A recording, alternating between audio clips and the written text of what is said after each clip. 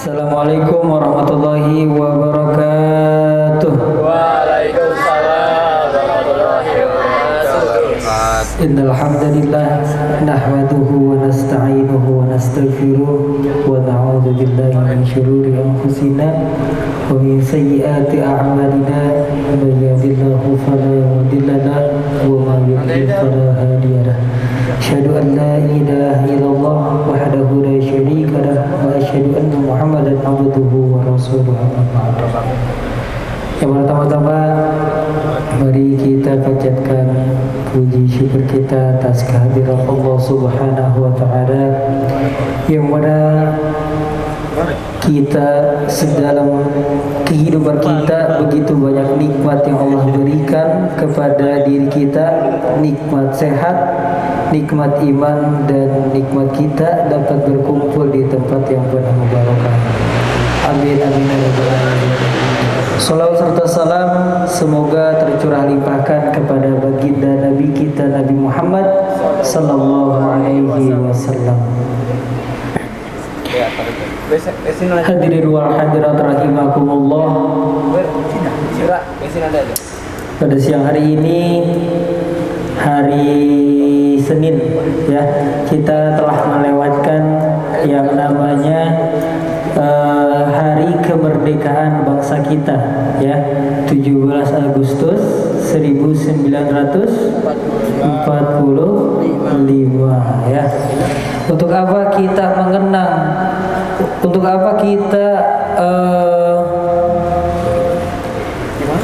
mengenang bahasanya kenapa harus ada hari kemerdekaan gitu ya, karena hari ini, hari kemerdekaan di bulan ini, tanggal 17 Agustus yang lalu itu banyak sekali sebelumnya peristiwa-peristiwa, bahkan yang sampai mengorbankan nyawanya, hartanya, dan keluarganya. Demi apa? Demi kemajuan bangsa, demi memikirkan anak-anak ke depannya bagaimana. Ya, itu perjuangan yang sungguh sangat luar biasa. Jihad fi sabilillah, jihad di jalan Allah Subhanahu wa taala, di mana negara Indonesia ini merdeka itu bukan semata-mata karena perjuangan bangsa saja, tapi pertolongan Allah Subhanahu wa taala yang Allah ridho kepada bangsa kita, akhirnya kita bisa merdeka. Alhamdulillah, ini suatu nikmat ya. Bahkan kata Allah, bersyukurlah atas nikmat yang telah aku berikan, maka akan aku tambah nikmat yang telah engkau dapatkan ya. Ini adalah satu nikmat di mana negara kita sudah merdeka. Kita bayangkan saudara-saudara kita di Palestina, begitu dia sekolah itu banyak sekali bom-bom yang turun dari Israel ya, dibom, dibakar, dibunuh, bahkan sungguh sangat kejam. Anak kecil diseret-seret, yang orang tua dipaksa untuk bekerja. Nah, itu dia ya. Maka salah satu nikmat yang paling besar yang tidak kita sadari adalah nikmat kemerdekaan ya. Jika kita bayangkan, jika negara kita masih dalam penjajahan, apa rasanya? Pasti nggak enak ya. Kita tidak bisa duduk bersantai seperti ini. Kita tidak bisa berjalan-jalan riang gembira di luar sana ya, karena saudara-saudara kita di Palestina keluar rumah aja takut ya, keluar rumah aja takut. Maka inilah suatu nikmat di yang mana Allah telah ridha, Allah telah cinta kepada kita sebagai bangsa negara Indonesia. Makanya kita peringati hari kemerdekaan itu untuk mengenang para jasa-jasa pahlawan ya.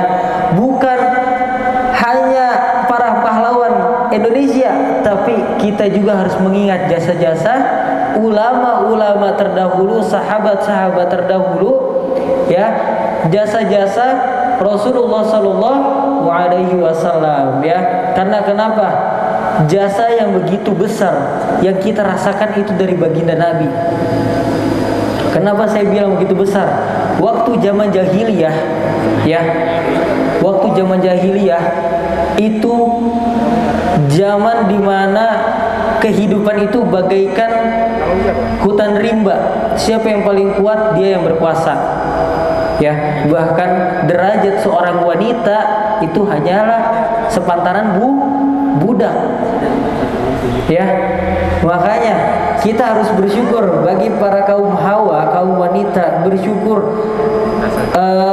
Jagalah dirimu, jagalah kehormatanmu, jagalah dirimu dari perbuatan maksiat ya. Karena apa? Karena dengan keringatnya baginda Nabi engkau telah diangkat derajatmu ya, engkau telah dimuliakan. Makanya seorang ibu, kata baginda Nabi, ditanya oleh sahabat, "Ya Rasulullah, siapa yang aku hormati terlebih dahulu? Orang tuaku." Ibumu. Kedua, ibumu. Ketiga, ibumu. Baru keempat, ayah. Ya, makanya derajat seorang wanita itu tinggi.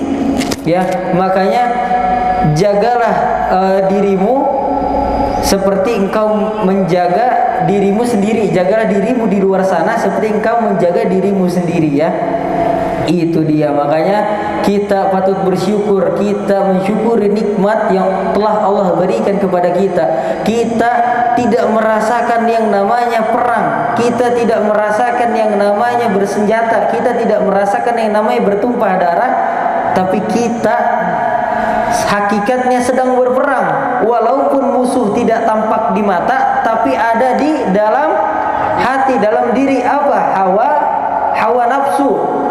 Ya, hawa nafsu. Makanya kata baginda Nabi, musuh yang paling susah, musuh yang paling berat itu bukan yang tampak di depan mata, bukannya kita perang bawa senjata, tapi musuh yang paling susah adalah di dalam diri kita sendiri. Mereka berperang, meninggal, mati, syahid. Kita mencari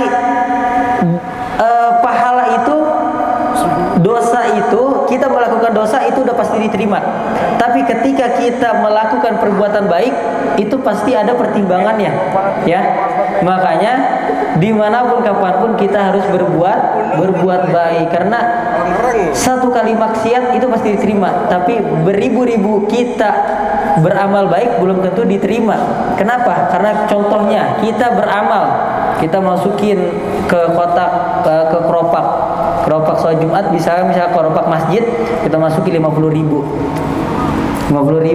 udah diam. Terus udah gitu khutbah Jumat, ya terima kasih buat para jamaah sholat Jumat yang telah menyumbangkan hartanya, semoga dipanjangkan umurnya, dilancarkan rezekinya, semoga. Wah, habis itu dia ngomong ke sampingnya, "Bang, kalau 50.000 gede nggak pahalanya ya?" Ya, jadi suatu kebaikan yang diucapkan, yang dilontarkan dengan niat itu susah, ya. Jadi harus ikhlas, ya. Contoh, kita punya duit 15.000, kita sumbangin 5.000, ikhlas nggak? Ikhlas. Kita punya duit 15 juta, kita sumbangin 5 juta, ikhlas nggak? Yakin ikhlas 5 juta? Mikir. Setengah-setengah. Ya, kita punya duit 15.000, kita sumbangin 5.000, ikhlas gak? Ikhlas.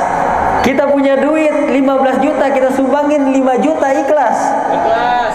Kata siapa ikhlas? Yakin? Ya, yang bilang ikhlas semoga rezekinya lancar, diturunkan rezeki yang begitu banyak, dan jangan lupa doanya itu, omongannya ya. Nah itu dia, makanya bersyukurlah atas nikmat yang telah Allah berikan, apapun itu. Kata Ustadz Al-Somad, kata beliau, barang siapa yang selalu bersyukur dalam hidupnya, maka tenanglah hatinya. Kalau kita mendapatkan satu masalah dalam kehidupan kita, apa yang kita cari utama? Jalan keluar.